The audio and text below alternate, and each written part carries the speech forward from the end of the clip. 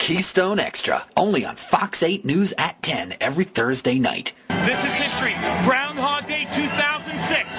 Bill Dealey's last day, last moment as handler. We're about to see it transpire.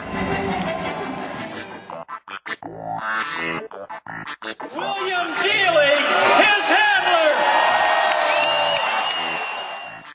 When you see the men with the top hats, you may wonder, who are they? Well, Keystone Extra is going to get inside the inner circle. All right, I'm a member of the Punxsutawney Groundhog Club Inner Circle. There are 15 of us.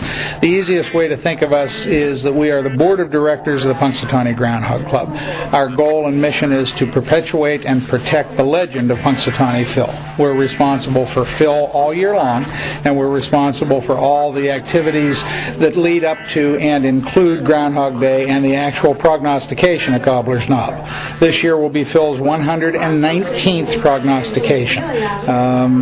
No other piece of Pennsylvania folklore has the legs or the history that Punxsutawney Phil and Groundhog Day have developed. It literally takes a year planning, because it's not like you snap your fingers and it happens. Our lives take on a little different mission about 90 days before Groundhog Day. Get more Keystone Extra on the web and streaming media provided by our friends at the IT Academy. And yeah, we got more Phil. Join us for an exclusive interview with Danny Rubin, writer of the Hollywood film Groundhog Day. KeystoneExtra.com. And the amount of preparation, not only that we put in it, but dozens and dozens of volunteers and paid staff. I was born on Groundhog Day ornament. It's kind of hot.